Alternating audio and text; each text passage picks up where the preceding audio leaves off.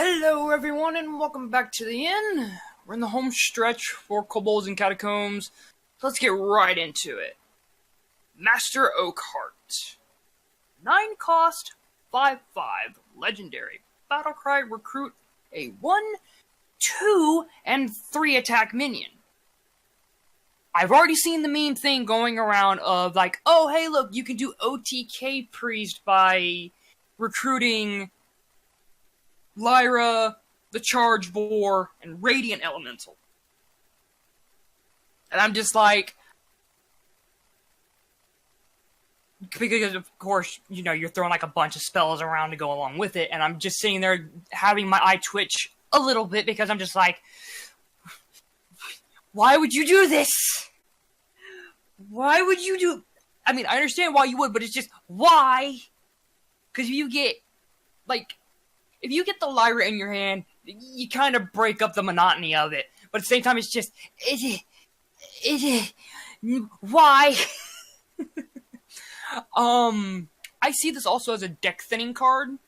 More or less towards the end game. If you want to get those low attack, low cost minions out of your deck and onto the board. So that way you can potentially start digging in for that late game. So, if anything, I'll kick this ball in Bulb's direction and just let him have at it. Bulb.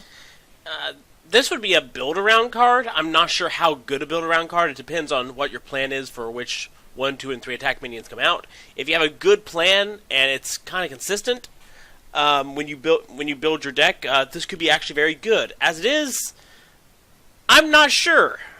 You keep on going, well, deck thinning when you get to late game. I'm just going, it costs 9 and...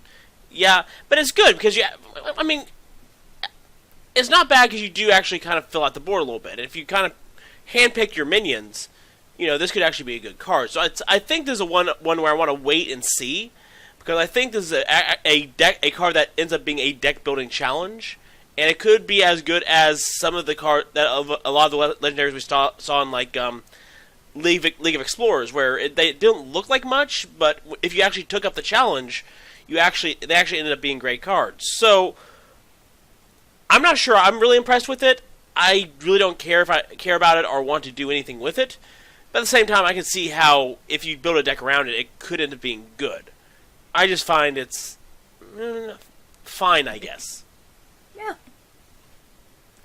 Next up, we have Cavern Shinyfinder, which is a 2-cost 3/1 rogue minion with the battle cry, draw a weapon from your deck. Oh, Kingsbane. If you're running like a deck that's mainly focused on Kingsbane, you run Cavern Shinyfinders. Probably 2 of them, just to get your weapon back and just to go nuts again. Given that Kingsbane is probably one of the best legendary weapons in the game, and I think that a lot of people are going to try building a building a Kingsbane based rogue deck, I think Cavern Shinyfinder is actually going to be very good, and I think it will see play. Oh, yeah. If anything, I can definitely see it seeing play, especially if you're playing Kingsbane, because it's just... Yeah. Here, let me get that back. Oh, it broke again? Oh, here, let me just throw it down. I got it again. 1, and just keep going. I love the idea of it in Wild because you've also got the Tinker Sharp Sword oil. So it's just, ugh. If you really want to play a weapon-focused buffering sort of thing, it's a disgusting sort of thing. It can see play. Will it be meta-defining? No. But it's playable. I will give it that. Yes, playable pretty much in only one type of deck, but I think it's a deck that's going to see play. Oh, yeah. Next up, we have Shimmering Courser. 4 cost, 3/3 beast. Only you can target this with spells and hero powers. Day 9 was right. Every single time, Smokey the Bear. Yep. But if anything, oh my god, finally! A card that, you know, can only be targeted by spells and hero powers, that's only you can do.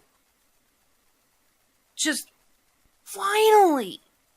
Because it's just one of those things where it's just like, you look at one of your cards where it's like, I would love to be able to target you, to be able to heal you when I'm playing Priest, but I can't, and now we have this. And my opponent can't work their way around it. So it's just like they have to trade minions into it. I see two types of classes running this.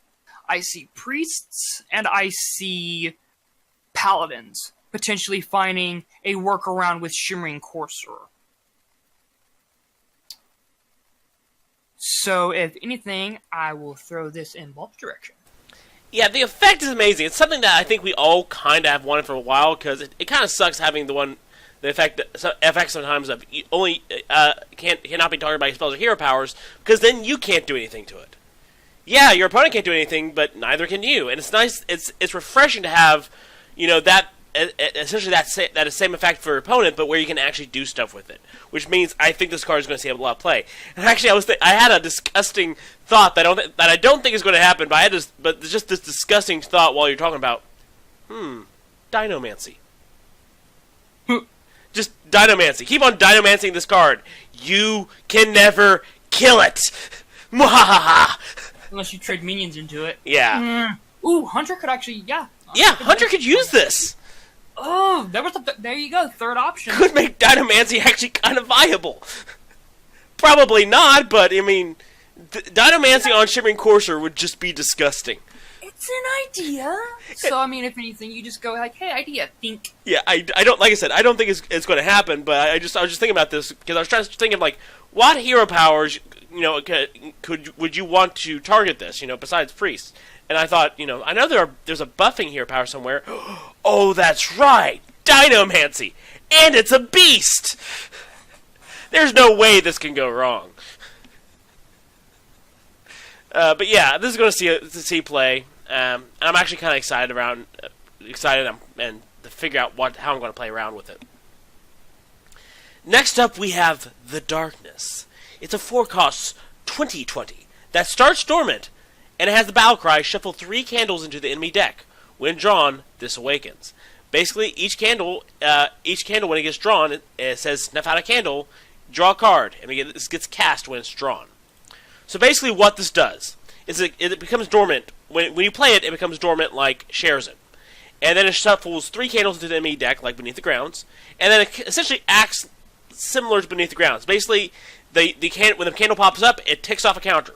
Once 3 counters are ticked, this thing awakens, and it will hit you next turn. I'm actually really excited about playing with this. I mean, yeah, your opponent has a lot of time to prepare, but still, it's the threat of a 20/20 coming down on your head. Which makes this kind of exciting.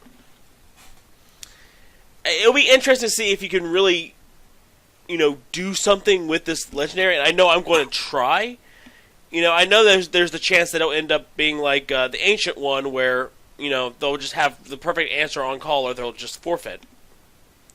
But just having this threat on board and putting your opponent on a timer that they don't know when it will run out, and just say, pretty much when this thing wakes up, you better be able to kill it, or I'm going to kill you. And I think that's great. I kind of want to mess around with this. I want to make a Darkness deck.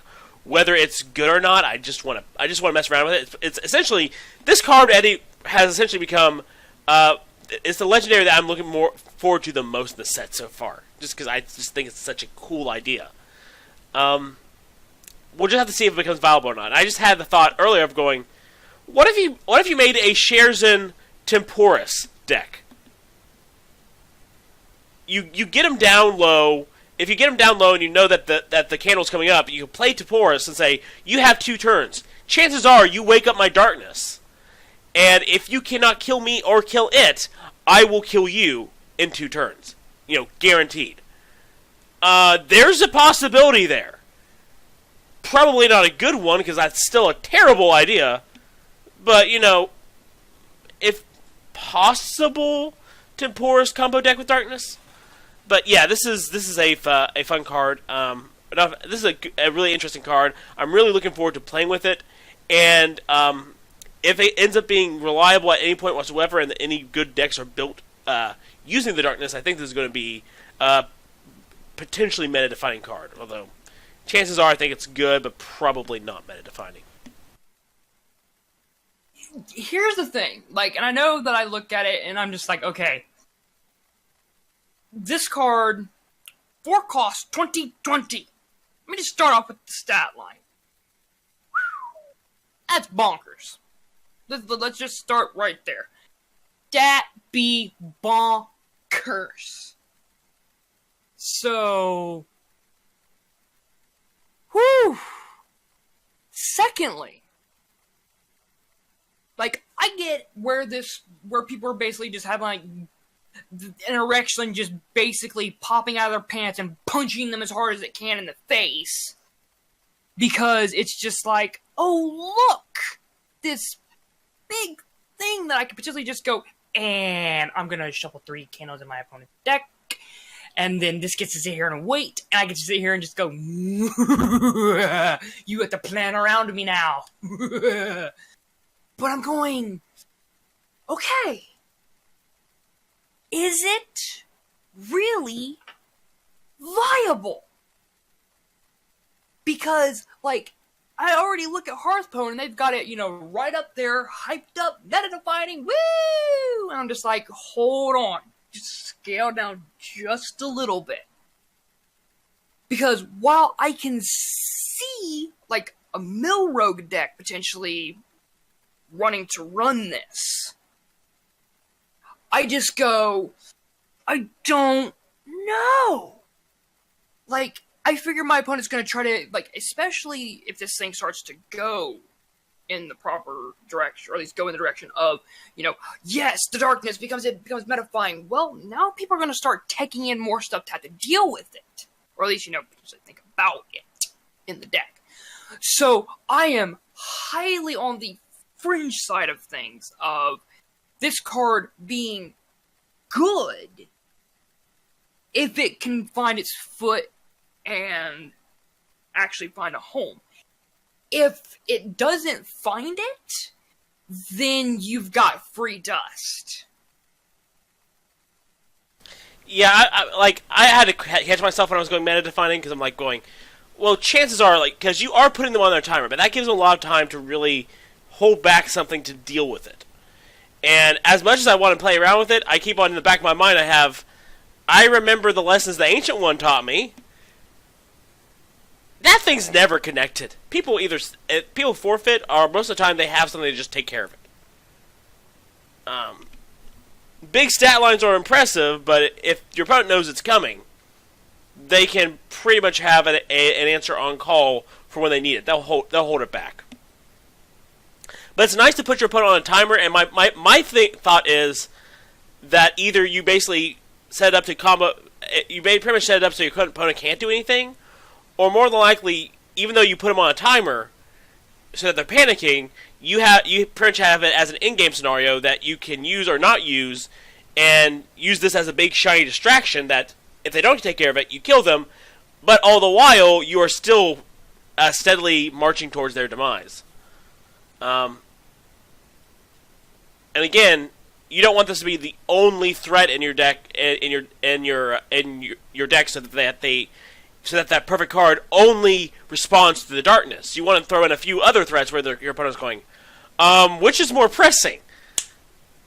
I am going to be messing around with it. I think that is good, and there's probably going to be some fun decks, but realistically, this is not going to be the meta definer that people are going to say it is. It's going to be good, but you're giving your opponent a lot of notice, and chances are they'll have something to deal with it, or they'll outright kill you. Either way. I like it, Vinny, there you start, this card is meta defining, and then I'm like, wait. Well, that's why you actually said, or it will be good. I actually stopped myself. Because yeah. I said that, and I heard myself going, wait, no. Rewind. That's why I was just like, just hang on, let me bring you back down to earth. Yeah, it's good.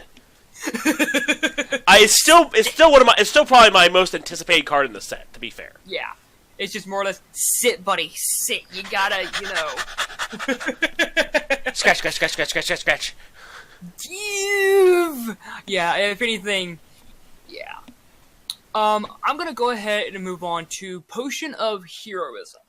2-cost Paladin spell. Give a minion Divine Shield and draw a card. Okay. I mean, it's a good card. You get to give any minion on your board Divine Shield, and of course, being able to get the +1 from it for 2. Does this see play? Yes. Because Paladin has one main draw card, and that's Divine Favor, other than Solemn Vigil and Wild. But as far as the standard side goes, you've got one mainline Paladin card, that is draw, and of course, like I said, that is Divine Favor. So, with this, you're going, I give this monster on my side of the board protection. You're forgetting Hammer of Wrath, though. I did forget Hammer of Wrath. I did. But that's why I also said that Divine Favor was the main one, the main attraction, because you don't see a lot of Hammer of Wrath being ran. So, on one end, you got me on my back foot. However, I was able to come around and go, ha-ha! So, if anything, Bob, I'm going to kick this one in your direction. This is a good card. The price is consistent with all the other spells that are in the game, where it's not just drawing a card, it's you do X and you draw a card. That's why I wasn't against Purify way back in Karazhan, because I'm going, it's in line with everything else. And Potion of Heroism is in line with all of these effect-based draw cards in these classes. Just the fact of the matter is, though, that giving a minion Divine Shield is just really good. So you're probably going to be putting this in here to basically putting it in your Paladin deck, putting this spell in your Paladin deck to draw a card. But the minion getting Divine Shield is actually a really good plus anyway, so you really don't care. This is just 2 great effects. It will be ran. I mean, yeah, it'll be ran. So, there you go. Next up, we have Psionic Probe. It's a 1-cost pre-spell that says copy a spell in your opponent's deck and add it to your hand. This will be ran. Pretty much just, I pay 1, I get a spell. I get a spell that's in your deck, and I can use it. Yeah, I pretty much think most... It's cheap enough, I think all priests will probably run this card. Hands down. I think this is a potential meta-defining card. It's busted, and I can't wait to play around with this.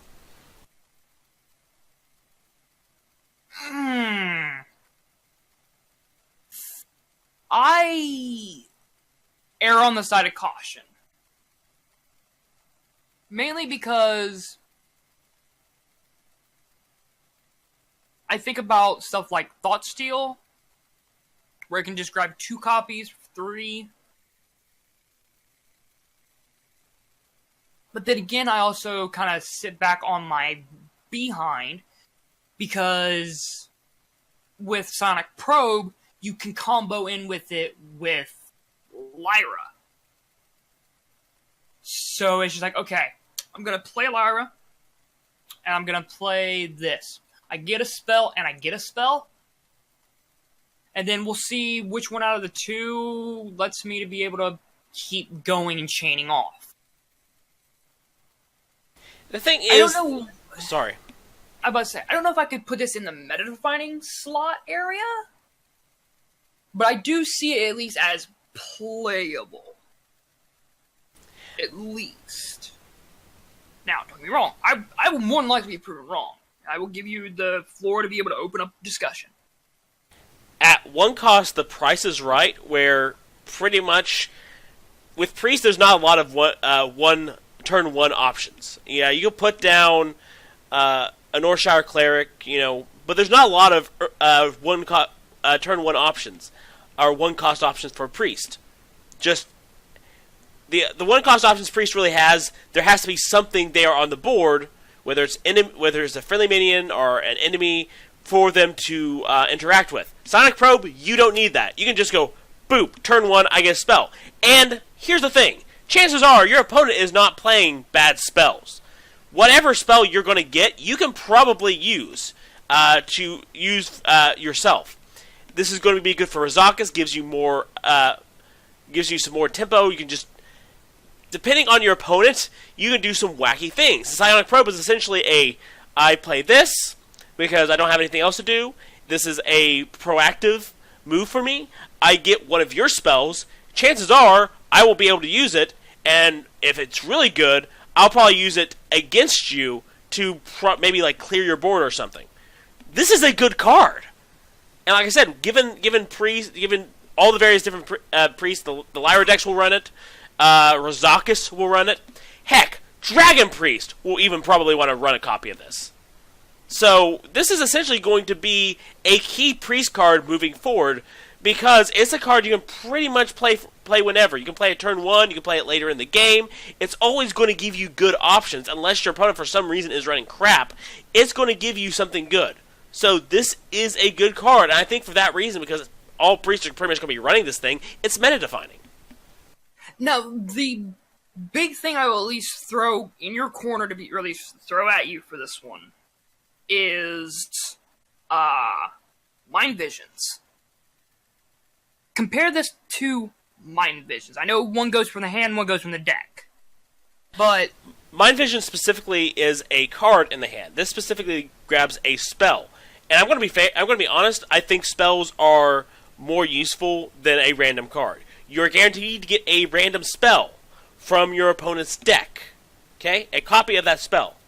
And chances are your opponents are running some very good spells that you could then turn against them later on. I'm thinking of more along the control route, because Priest is a controlling class. But even if it's not a control route, let's say you get a Animal Companion and Hunter. You can play that on Priest, no problem. There are really not a lot of bad spells that you play against a class and Priest goes, well, crap. I mean, really, they're not. You can figure out how to use them one way or the other. I think this is meta-defining. Mind Vision, sometimes you get crap because there's a random thing in the hand. You know, you miss all the good things that will help you turn the field and get the one thing that doesn't matter. Or, heaven forbid, the coin. Psionic Probe goes, it's in your deck. Since it's in your deck and not in your hand, chances are it's really good because you are going to put good spells in your deck. I'm going to grab a copy of a spell in your deck, and I'll just use it against you at some point. In before Psionic Probe starts snatching up all the ultimate infestations. Now, Priest can play ultimate infestation whenever it wants. Oh, absolutely. Alright, if anything, I will go ahead and shift gears and go into Cursed Disciple. 4 cost 5/1, Death Rattle, summon a 5/1 Revenant. Meh? Bulb? Oh, look, you have to kill me twice. It's essentially a Magma Rager you have to kill 2 times. Whoop-de-freaking-do. It's not going to get played. Yeah, nowhere. Just dust. Next Trash. up, we have Fungalmancer. It's a 5-cost 2/2 with Battle Cry. Give adjacent minions +2/+2. Now, on the other hand, this will see play. Because minions that have a proactive Battle Cry effect, like this one does, give adjacent minions +2/+2, which is actually pretty decent, they see play. Whether it's Zoo or any sort of minion-focused deck, history has shown us that these cards actually do see an amount of play because of the ability to just help buff up the other minions and just strengthen your board.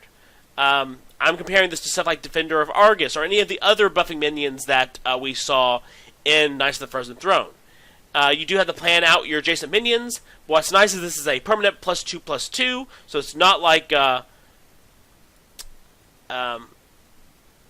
it's not like the wolf, or like you just put it down. It buffs the minions, and +2/+2 is a significant stat increase. So, yeah, I think Fungalmancer will see play. The stat line here doesn't matter. It's the effect that's powerful. Yeah. I give you that one. The battle cry is definitely nice. Like, if anything, excuse me, I would say you could put this in Elemental Shaman if you wanted to. Play that 2-cost Elemental that allows you to be able to trigger your battle cry, your next battle cry twice this turn, and then just go Fungalmancer. +4/+4 on, with 5. Heck, it doesn't even have to be Elemental Shaman, because you could use that Elemental in other Shaman decks and benefit from the buff. And if anything, I would say that this could also get a little bit of love in Arena. The reason why I say that is because mainly if you've got a board presence, just dropping it in the right position to be able to just go, alright, these 2 things get +2/+2. Yeah. I can see this being played somewhere. So, I will go ahead and scoot myself over to Ebon Dragonsmith. 4 cost, 3 attack, 4 health, dragon, battle cry, reduce the cost of a random weapon in your hand by 2. Alright. I look at this and I think immediately, Dragon Warrior in Wild. And then there's the ideal of also just going, oh hey look, I can put this in any dragon deck that is going to include one of the legendary weapons and reduce that weapon by 2. I think this sees play. Bulb. Yeah, the fact that we have the legendary weapons, this could see play depending on the deck and depending on the weapon. Because if you have specific weapons, you might decide not to use this because it could dilute the deck and not really do what you want your deck to do. This could be a good one for. This is definitely a good card for any warrior deck because they are really weapon focused. Especially if you have a weapon focused deck or a deck that has Woe Cleaver, this actually might be a very good card to reduce the cost of Woe Cleaver to a more manageable 6 mana, and then go have some fun. Maybe in Paladin this would be good. This could be good in select classes. I'm not sure Priest plays it. I don't think Warlock plays it. I don't think Rogue plays it, especially since their weapon is a 1 cost, and they're not going to be playing any of the other weapons in their class. Druid's not going to play it. Shaman's definitely not going to play it. Paladin, I think, might play it. Warrior will probably be the class that plays it. Hunter, unless people... no, I don't think Hunter plays it at all. And that leaves... What am I missing? Rogue? No, I already went Rogue. Because it goes Druid, Hunter, Mage, Paladin... Mage I don't think plays it. Yeah. So, that's like maybe 2 classes that might play this card. I think you're right. I think this is going to see play in certain decks, especially like Dragon Warrior and Wild. I think would definitely want to play this. I think there'll be several decks in Standard that Warrior plays this. Paladin, if it's very weapon heavy, if it has a very weapon heavy deck, they might play this. But really, I'm thinking only 2 classes. I think none of the other classes, the weapons are good enough to pretty much put an Ebon Dragonsmith in your deck, or if they're not good enough, Ebon Dragonsmith really does not fit into their game plan for the decks that those weapons will be in. And in the case of Rogue, Woe Cleaver costs 1 mana, dude. Sure, you can just buff it and make it always cost 0, but is it really worth it to include Ebon Dragonsmith in your deck instead of just more things that just buff the power of Kingsbane? So again, 2 classes. 2 classes use this. Hunter is only going to run 1 weapon, because I heard when I said Hunter, I heard you go, Hunter runs 1 weapon. They're not going to run the legendary weapon, and the other new weapon that they might run is not going to be worth getting a buff, getting a discount from Dragonsmith. So Hunter doesn't run this. It doesn't fit in with their game plan at all. 2 classes, Warrior, Paladin. Probably Warrior the most.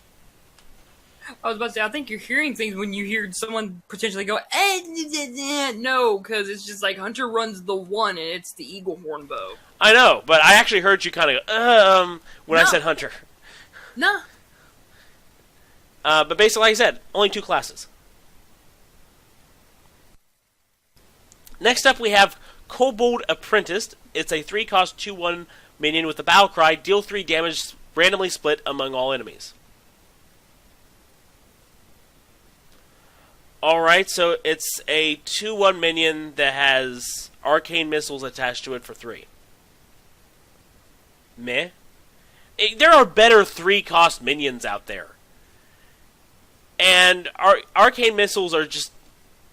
It's just too random and doesn't really have the board impact at that stage of the game to really be worth it attached to a 2/1.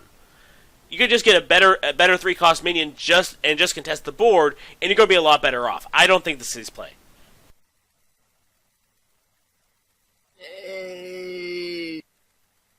I'm moving on to Candleshot. Wise choice. 1 cost, 1 attack, 3 durability, hunter weapon, immune while attacking. Can I go ahead and move on to Plated Beetle too? I mean, come on, man! Hunter, why? Like, why make Hunter the garbage can at this point? Like, I know Priest was in it for a good bit, but now we're looking at Hunter and it's just like, okay, here you go, garbage can. Oh, look, hey, next expansion, here's some gasoline. And maybe, just maybe, we'll, light a match and then we'll just sit here and hope a spark falls in. Oh, and then here, while we're at it, just with this expansion, whee! Here's the match for you. I mean, you're immune while attacking, so this could allow Hunter to get rid of some things that have, like, 1 attack, if they really want to, or push some extra damage if they want to. So I guess it could be used, but in reality, do I think Hunter will use it? No, I do not. I think Eagle Horn Bow is the only weapon they're going to run, and they're just going to rely on their minions. Would Hunter rather play a Candleshot, or would they rather play, their cats? I think they rather play their cats. So this might peek out every now and then, but I think it's not going to see play. Next up, we have Plated Beetle. It's a 2-cost 2/3 beast with the Death Rattle, gain 3 armor. I actually like this. The stats are good. The Death Rattle is good. It's a beast for those decks that care about it. I actually think this is a good card. I think it will see some degree of play. Just because I do think 3 armor, the 3 armor Death Rattle is very strong, and a 2/3 for 2 is really good. I'm going to be the guy that says it. This is going to be one of those meta definers. Because it can go into any and every deck. You can't not want something like this in your deck. Depending on, like, exactly what you're building. But something like this is very powerful. You get 3 armor when it dies. 6, there's 2 of those little buggers on board. I'm gonna be the one that says it, that, as far as the classes go, that will definitely be the ones that use it. Druid will abuse the ever-living crap out of this thing. Hunter could play it. Warrior will play this card. No ifs, ands, or buts, because of getting, 3 free armor, and if you're a control warrior, your armor is one of the biggest things that you have. So, yeah. I'm calling it right now. This is a meta definer. I'm gonna scoot over to Diremol. 1 cost, 1/3, beast. Bulb? What? I have nothing to say because it's just more or less just... Go. Give me an argument for it. The stat line is decent for a 1 cost. I mean, a 1 cost 1/3, those are good stats. I do think that since given it's a vanilla 1/3, that might hurt it. Because I think if you're playing a 1-cost minion, you really want it to do something other than just be on the board. I think that's the idea. It needs to do something, even if it's just have taunt. In which case, most people will look at you and go, "Really?" But really, a 1-cost minion almost has to do something in order to be viable. And even though I think Dire Maul is really good with 1/3 stats, unless it plays into a theme of your deck where you're trying to do something, I don't think it's going to really see that much play. I don't think it's bad, but I just think that it being statless actually really hurts this card. Next up, we have Barkskin, which is a 1-cost druid spell that says give a minion +3 health, gain 3 armor. So essentially, you heal a minion and yourself for the same amount for one mana. I mean, that's pretty powerful in druid. I'm trying to figure out though, given that it's 1 mana, given some of the other things druid has, how much play does this see? I can see it seeing some degree of play, but it just depends on, given all of the tools druid has, whether they think Barkskin makes the cut or not. And I'm wondering, it may not, because druid has better ways to get armor and, other ways to boost up minions. So even though I think it's not a bad effect, I just don't think we'll see much play. I'm going to be on the other side of the fence on this one. I think it does see play. I think definitely people are going to test it out definitively early on. And then it'll find its home somewhere. I'm not sure exactly where just yet, but it's going to find a home. Next up, we got Crushing Hand. 2-cost shaman spell that deals 8 damage to a minion, overload for 3. That thing on the board, I want it dead. Crap, I got 3 overcharged overloaded crystals. Well, I'm gonna just sit here potentially for my next turn. I mean, you're looking at essentially Flame Lance in Shaman because of the 3 overload.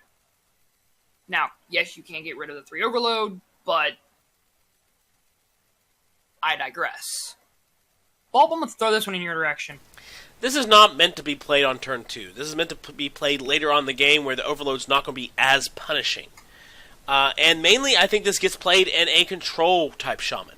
I don't think any other type of shaman will want to run this because they'll just rely on their board and the other smaller AoE type effects just to deal with the problem at hand. Whether it's Devolve, whether it's Lightning Storm, or whatnot, they'll rely on those smaller effects to deal with things and just use their board to just power through. So I think this really only finds a home in Control Shaman, and this is definitely a card that you only really play near the end of the game. Next up, we have Boisterous Bard, which is a 3-cost 3/2 minion with Battlecry. Give your other minions +1 health. Well, that's nice. If I'm going to have to be real with this, even though I think that the stat line is okay, for the cost, the Battlecry is probably decent.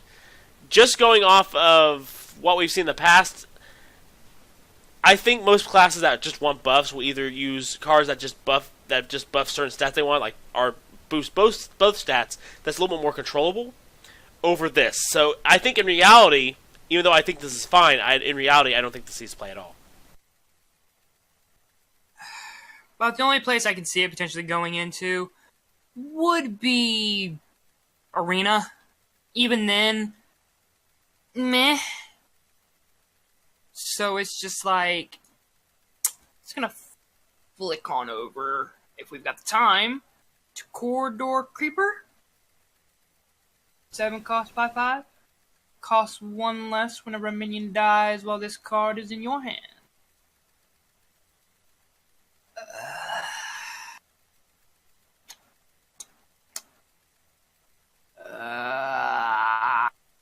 Bob, make the argument for me. I can't. Well, if this is you put in hand, if you're running a deck that you know minions are going to be dying a lot, because this is not just friendly minions but also enemy minions, which means if this is in your hand early, this could get discounted. Discounted a lot, and you could just drop it. It has the beast tag, so that could be useful. It's a 5/5, so that's in line with some of the other ones. Although I think it would be better as 6, but I can see why they made it 7 instead of 6, because there's a good chance that this gets discounted a lot. It's not like some of the cards that we saw in the Grand Tournament, where it wasn't the Grand Tournament, it was the Blackrock Mountain, where it was only it cost 1 less for each minion that died on your turn, and you had to basically use it then. This is just permanent, so this is actually a lot better than some of the Blackrock Mountain minions, and some of those actually saw a little bit of play, but to be fair, not many. I think there might be a deck where this could find a home, but chances are this really doesn't see a lot of play. I think there are just better options in general, and this is just way too overstated, and unless you want to use it in a deck that focuses on beasts, I really don't see why this would see play unless you think that you will always get it out for free. Next up, we have Corrosive Sludge. Corrosive Sludge is a 5-cost 5/5 with the battle cry, destroy your opponent's weapon. More weapon destruction tech, like the oozes and the sludges and all that stuff, are always welcome. They give you something to think about. It's 5-cost 5/5. It's a very solid card when it comes down to stats. The battle cry is good, which battle cry is good for a tech card, and this gives you something to think about at all levels. The thing is, compared to the other weapon tech cards, because you're not going to be running every weapon tech in your deck. I'm sorry, you're not. You're going to pick one. You're going to run 1, maybe 2 copies of it. So either you have 2 different weapon techs, or you just have 1 weapon tech that you have strategically picked for your deck. And the thing is, at 5 cost, at 5 mana, why would you run this instead of Harrison Jones? Just outright. I think that this probably will not see play because Harrison Jones is a much better weapon removal card for 5 mana. And in terms of weapon removal tech, most people would rather opt for an Acidic Swamp Ooze or a Gluttonous Ooze over Corrosive Sludge, even though it's a 5-cost 5/5. I just think that its placement as far as the mana curve goes is just completely wrong. It's competing against Harrison Jones for weapon removal, which means it's going to lose every time. I think that it's just got a bad rap. It's not going to see play. I will mainly make the case/argument for it being a card that if you don't have Harrison Jones, this is a good 5-cost with really good stat line, hard removal. If you don't have the other ooze that gives you armor, Gluttonous Ooze, you can use this. Acidic Swamp Ooze for 2. Toxic Sewer Ooze, you're not going to play that one because that one's just durability. And but, like, if you just want to be able to have it to where it's like, okay, we're coming into the mid-game. I know what's going to happen. I know what's getting ready to go on as far as the weapons go, because this is about the time they get played. I've got this bad boy in my hand. Drop it as soon as the weapon hits. And you've got a nice beefy minion on board that isn't easily eliminated. So, that's where I'll at least make the fight for it to be playable. And that's about it. Yeah. Realistically, if you have Harrison Jones, you're running Harrison Jones. In Arena, you'll probably look at this and go, okay, I'll take this thing for definite. Because it's a solid 5-cost 5/5. But I think in Constructed, if you don't have Harrison Jones, you're just going to pick a lower cost weapon removal anyway, so you can just play that anytime you want, and then maybe even on later turn follow that up with something else. Corrosive Sludge is just too expensive, I think. Oh yeah, and like that's why I was saying I will make at least a fighting case for it. Well, that's why I said that I think the stat line is good Yeah. with the effect. I just think it's in a bad spot overall. It is like if this were, I would say a 4-cost 5/5, that'd be really strong. So, but that's just me. Do we have time for Dragonslayer? Oh, we have a lot of time. All right, she's 3 costs, or at least he looks like it maybe. I don't know which one. 3 cost, 4/3 Battlecry, deal 6 damage to a dragon. Well, strap me down and call me Sally. That's a hell of a thing to be able to just look at a dragon and just go, and bop!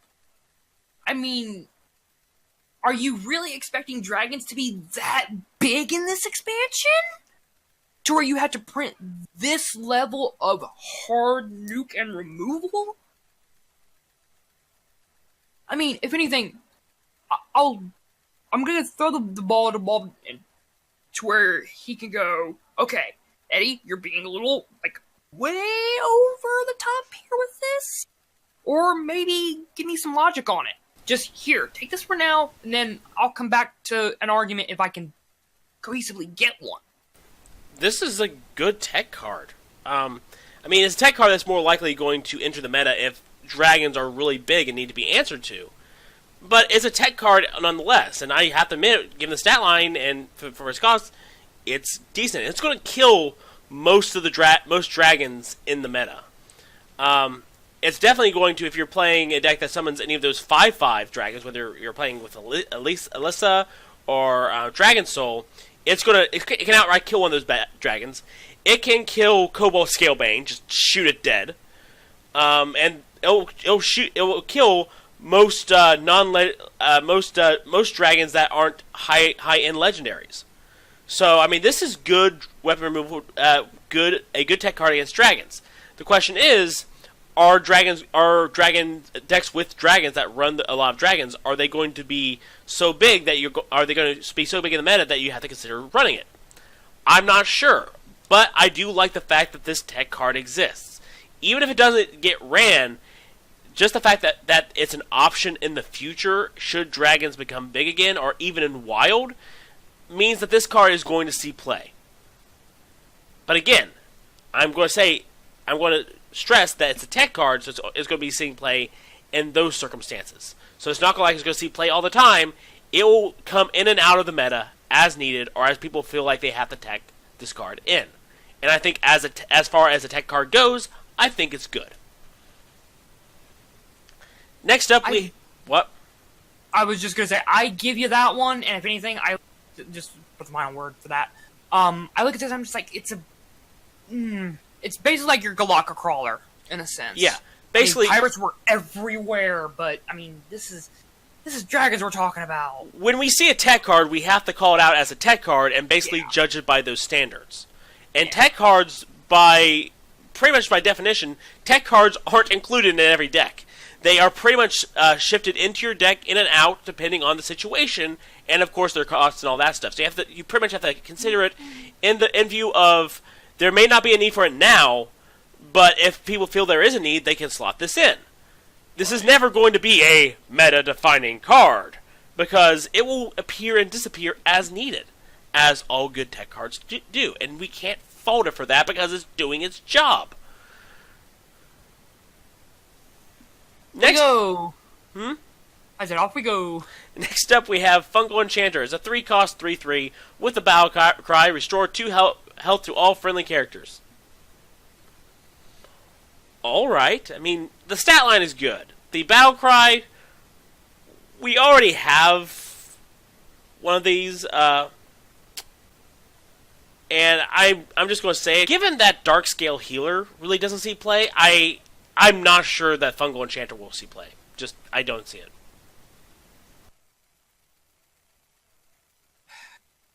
I agree. At the same time, I go, Dark Scale Enchanter's a 5-cost. This is a 3-cost. Yeah, but it's a 5-cost that has bigger stats. The stats aren't bad for a 5-cost. This is a 3-cost with stats that are not bad for a 3-cost. Again, basically, it all comes down to Battle Cry. Even though Darkscale Healer is a good 5-cost, it's not played. Will Fungal Enchanter be played? I don't think so. Arena.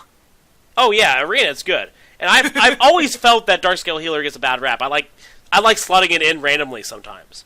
So yeah. I'm just saying, I don't think Fungal Enchanter is a bad card.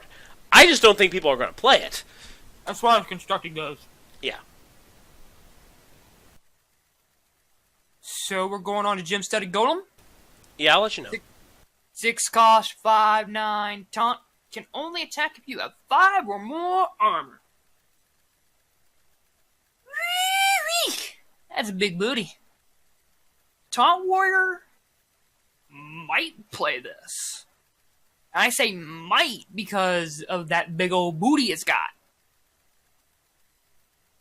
So if anything, Bob, I'm kicking this one in your direction. I'm not sure. I don't really think that Taunt Warrior would play this. I don't think regular Warrior plays this. I don't think Taunt Warrior would really play this because, yeah, it's a big old booty, but also the 6-man slot, I think you have better options. Just hands down, I think you have better options. Not only better options, but better options that can attack. You're getting into your later game taunts, and really most of Warrior's good taunts are like in the 5-cost range anyway. So they'll probably just like, ignore this because they can just slot in better 5 or 4-cost taunt minions. I don't think this will see play. I think it sees play. I think you'll be surprised. I don't think it will. I think, like I said, I think Warrior has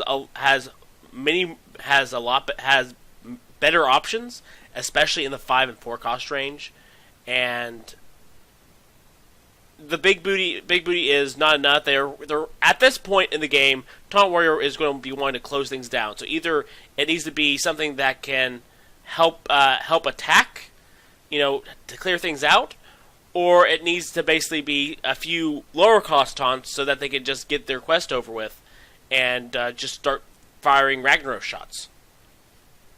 And this doesn't really help. Taunt Warrior has a problem with keeping up the armor so that this thing will attack a lot. Control Warrior might be able to run it, but Control Warrior I don't think is interested in running this. They would probably want to run, again, one of those 5-cost taunts, because those are solid taunts. The booty is not good enough. Booty's always good enough. Okay, you go ahead and run it, and then you'll go, oh wait, this card sucks. Oh, I was making a joke about the booty always being good enough. Innuendo, man, right over your head. Next up, we have Gilded Gargoyle. It's a 3-cost 2/2 with Death Rattle. Add a coin to your hand. I think Razakus Priest plays this. Being able to get a coin, especially in the late game, basically this is a cheap minion that they can play to trigger their hero power. If it dies, they get a coin that they can then use again to trigger their hero power. I think Razakus Priest plays this hands down. I think I will probably end up playing this in Awaken Razakus because in Razakus deck, the coin is actually really valuable. In a regular Quest Priest, I don't think this makes the cut because the coin is not that valuable. But in Razakus especially, I think this is going to be included.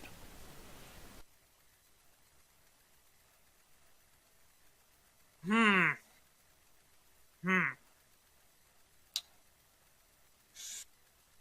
don't know. My eye on the left-hand side has that pulsing vein just going, hey, it hurts to think right now. Because it's just like, I look at this and I go, you make a point. And then on the other end I look at it and I just go, I don't really... I'm gonna be the guy that puts the flag in the round and just goes, I don't think it sees play. And that's just me.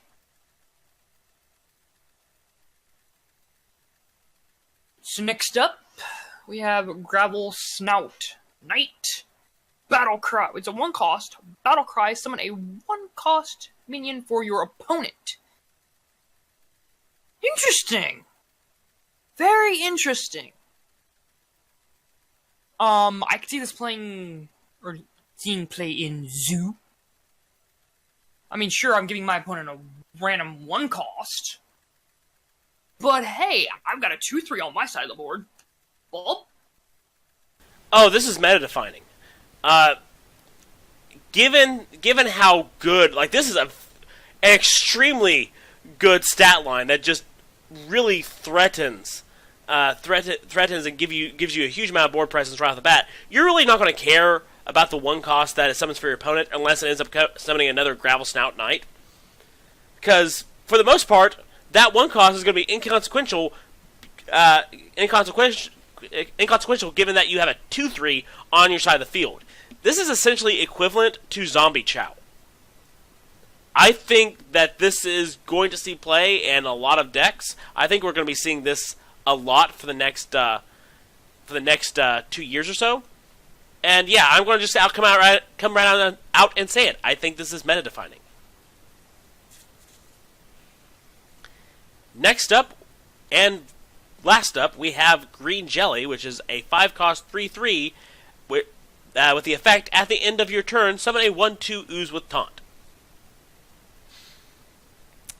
Interesting. So it's essentially a worse Hogger. And Hogger just costs 1 more, has +1/+1, and it summons 2/2 taunts.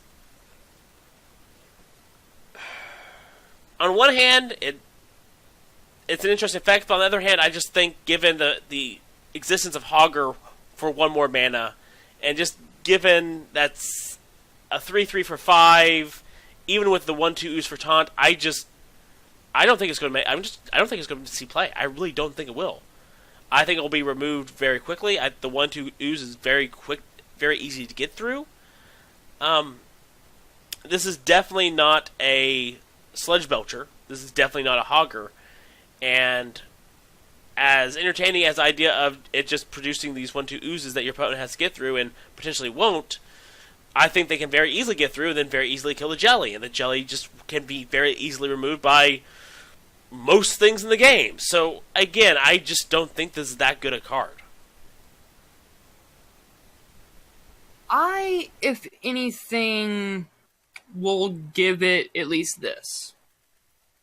I see this being something that could be used in Arena. And when I saw it and I got to look at it, I'm like, you know what? That's basically a Sludge Belcher. But, just print out the 1/2 all the time. So, that's where at least I'll throw it. Is I'll put it in the Arena side of things rather than the actual standard side of things, unless someone decides to go, oh hey, look here, I can do this wacky token deck, and then Green Jelly just being a thing with it, but I doubt it. So, on that note, that's all for next time. We will see you guys for the next installment of our card review series, where we will actually finish reviewing this set. We will see you then.